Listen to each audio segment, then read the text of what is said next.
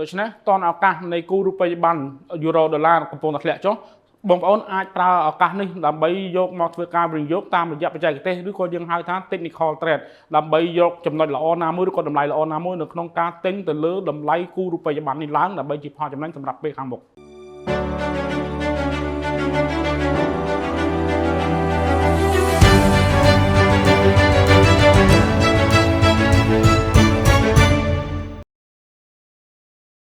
បាទជំរាបសួរបងប្អូនអរគ្នាជួបគ្នាជាថ្មីនៅក្នុងវីដេអូវិភាគព័ត៌មានប្រចាំថ្ងៃរបស់ក្រុមហ៊ុន GFG Investment ជាមួយនឹងខ្ញុំគុណណាន់នៅថ្ងៃទី28ឧសភា2025នេះខ្ញុំនឹងធ្វើការចែកម្លែកជូនក៏ដូចជាអាប់ដេតទៅលើព្រឹត្តិការណ៍ព័ត៌មានផ្សេងៗដែលទាក់ទងទៅនឹងតម្លៃនៃទីផ្សាររបស់យើង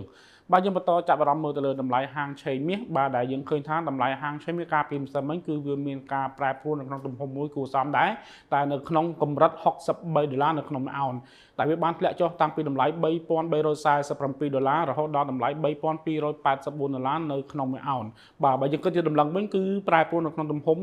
$76នៅក្នុងមួយតម្លឹងដែលវាបានធ្លាក់ចុះតាំងពីតម្លៃ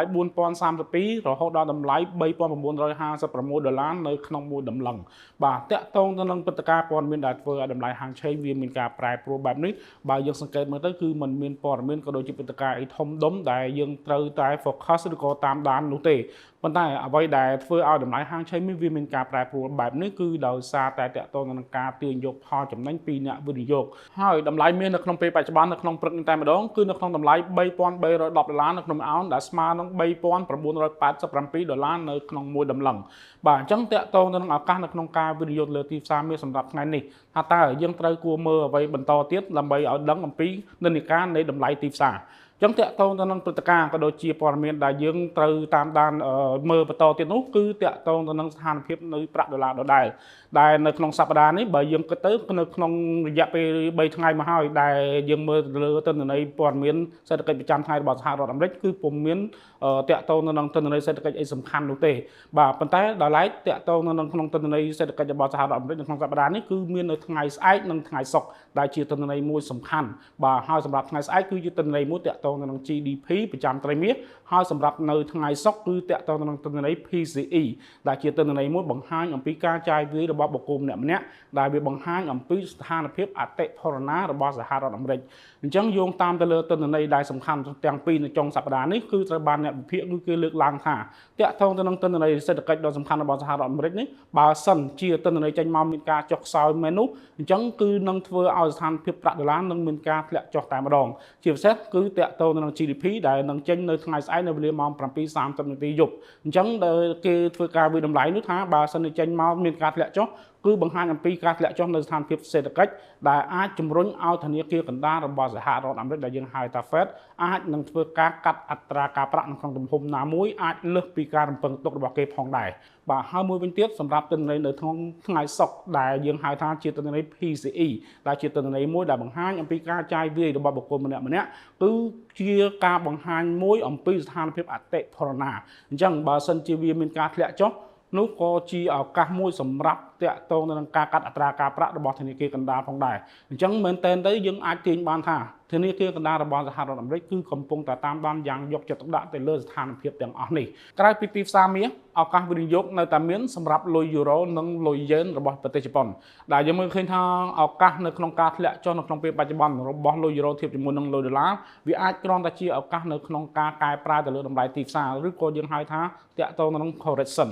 បាទអញ្ចឹងនៅក្នុងឱកាសនេះដដែលបើយើងយោងទៅលើព្រឹត្តិការណ៍ព័ត៌មានដែលកើតឡើងនៅក្នុងរយៈពេលចុងក្រោយនេះគឺយើងឃើញថាឱកាសវិនិយោគទៅលើលុយយូរ៉ូនៅក្នុងការទិញឡើងគឺនៅតែមានដោយសារតែទី1តាក់ទងនឹងការពន្យាពេលពន្ធរបស់លោកដូណាល់ត្រាំទៅកាន់តំណែងដែលនាំចូលពីសហគមន៍អឺរ៉ុបដែលជាដំណឹងល្អមួយសម្រាប់សេដ្ឋកិច្ចរបស់អឺរ៉ុបទាំងមូលតែម្ដងចំណុចទី2គឺតាក់ទងនឹងការវិនិយោគរបស់ប្រទេសចិនដែលវិនិយោគទៅលើបណ្ណបំណុលរបស់សហរដ្ឋអាមេរិកដោយសារតែមានការបាត់បង់ទៅលើទំនុកចិត្តតាក់ទងទៅនឹងបណ្ណបំណុលរបស់សហរដ្ឋអាមេរិកអញ្ចឹងប្រទេសចិនក៏បានងាកពីការវិនិយោគជាមួយនឹងសហរដ្ឋអាមេរិកបែរជាមកវិនិយោគទៅលើបណ្ណបំណុលរបស់សហគមន៍អឺរ៉ុបវិញម្ដងដែលជាឱកាសល្អមួយក៏ដូចជាដំណឹងល្អមួយសម្រាប់សហគមន៍អឺរ៉ុបដែលអាចជាឱកាសធ្វើឲ្យរូបិយប័ណ្ណរបស់យូរ៉ូមានការហក់ឡើងផងដែរបើសិនជាធៀបជាមួយនឹងលុយដុល្លារដូច្នេះតនឱកាសនៃគូរូបិយប័ណ្ណយូរ៉ូដុល្លារកំពុងតែធ្លាក់ចុះ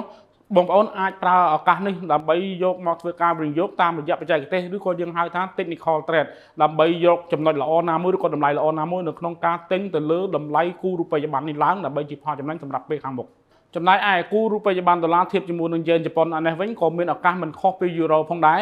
ដែលយើងមើលឃើញថាតាក់ទងទៅនឹងរូបិយប័ណ្ណមួយគូនេះគឺកំពុងតែស្ថិតនៅក្នុងតម្លៃ144យេននៅក្នុង1ដុល្លារដែលវាបានបង្ហាញឲ្យឃើញថាជាការងើបឡើងវិញបន្ទាប់ពីវាមានការធ្លាក់ចុះខ្លាំងកាលពីខែ